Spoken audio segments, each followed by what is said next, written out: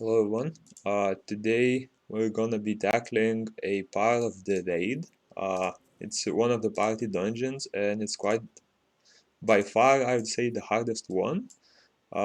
This dungeon is extremely important to complete daily since you get these legendary summoner equipment pieces, so weapons, shields, and accessories.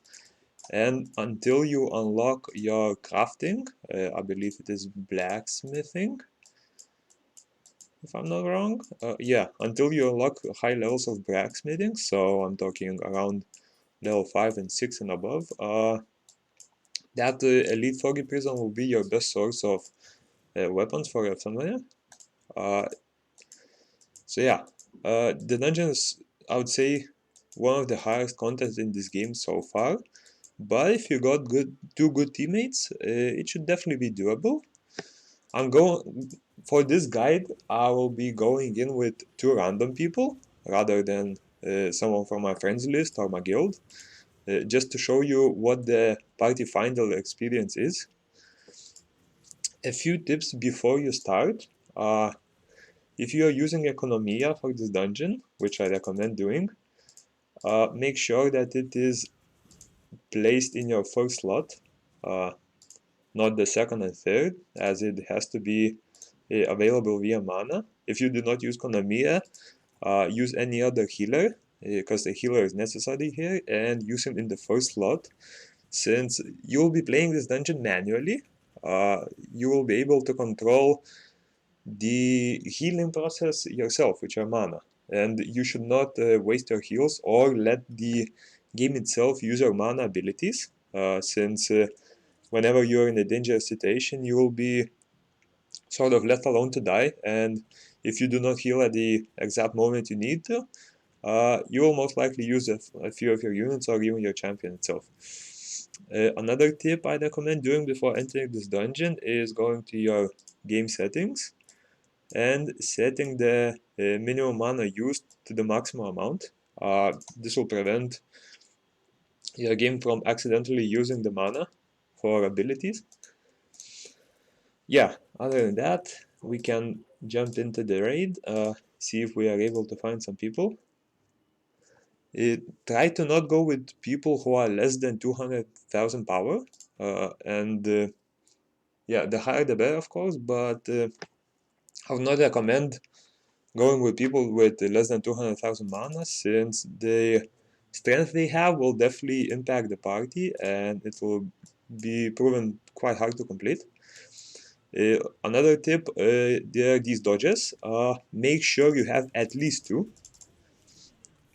You will need to dodge some of the abilities that the boss does, and these are quite important that they regen quickly. Well, I'd say regen is not as important, but it would definitely be nice to have it regen faster. But the important part is actually having two or three dodges itself. Another part I wanted to address, let me actually focus a bit on the dungeon, since I can see that we're getting wrecked a bit. Yeah, as far as your healer goes, you should always try to heal when the boss is around, not the boss around, but one of your units is around full, not full, half HP. So as you can see, my summoner is dropping a bit. Whenever one of your units reaches half HP, try to use your heal,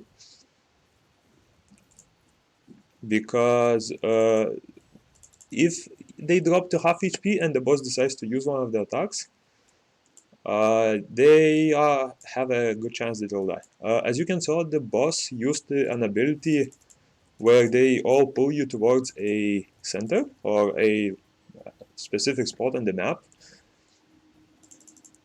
And after the pull, you were charged by both Minotaurs.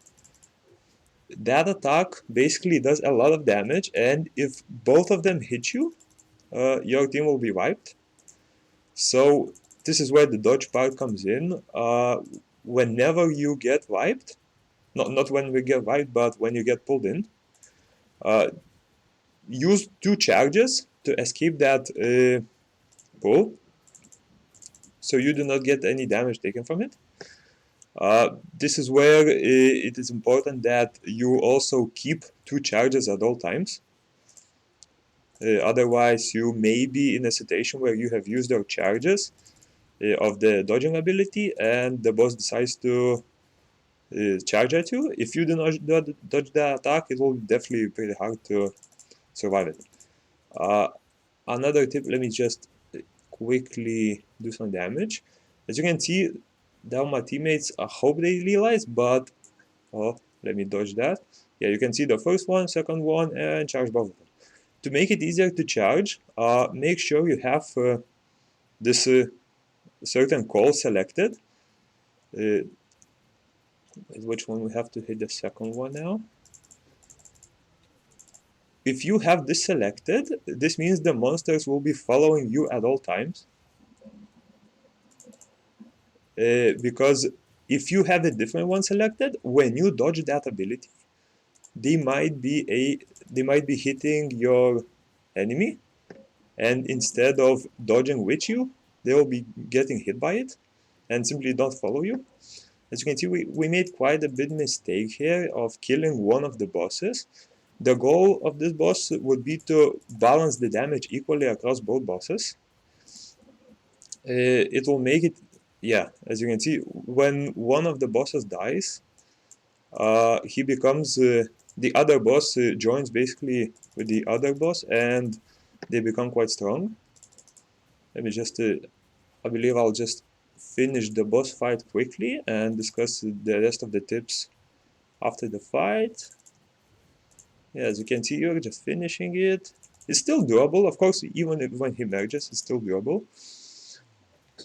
But the best plan to hit this boss would be to drop them both to around 10% HP, and after that you can kill one of them and quickly kill the other one while they didn't merge yet. So yeah, as you can see, we did the raid, we did it successfully, we had quite a good teammates. I believe one of them did a lot of damage compared to the rest.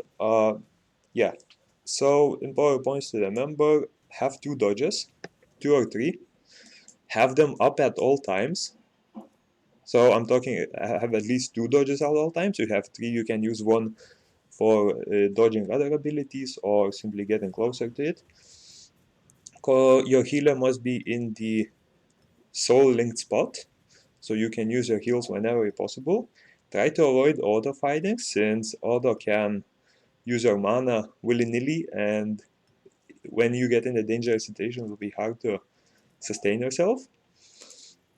And yeah, the dungeon is pretty self-explanatory. These bosses are quite hard, but definitely doable. Try to get people who understand what they're doing. Otherwise, yeah, I know that I've been that person who was way too weak when he entered the dungeon, and I know that some people, when I was a little stronger, who tried to enter the dungeon and they just get wiped. So yeah, it might take a few tries at first for you to do it, since it will be easier to get the hang of it if you're doing it for the first time. And once you're able to do that, you can see you'll be getting some legendary equipment. I've done the raid, I believe, 2 times already. Yeah, because this one was from one of the quests, so I got these 2 legendaries.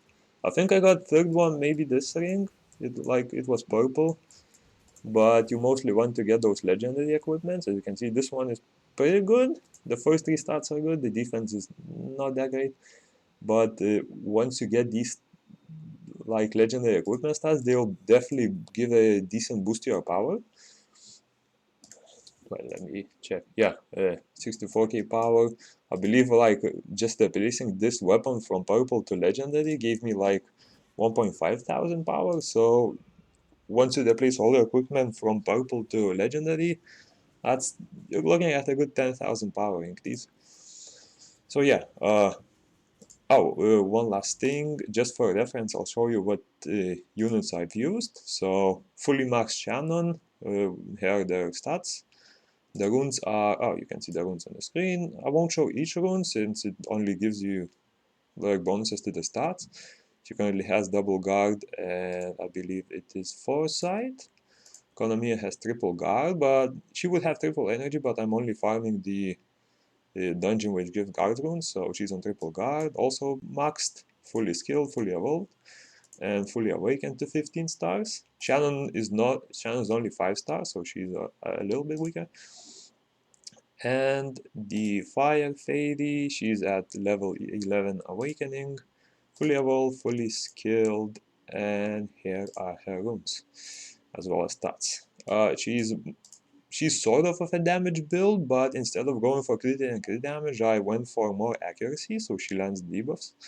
I use that for other dungeons. It's not that important for this one, but I just didn't want to change her build, as I see that it works pretty well. And yeah, this team makes it to around 275,000 power, which is more than enough to beat this dungeon, and hope you have success in it. Hope you're gonna beat it and get some of that sweet legendary gear, and see you in the next one.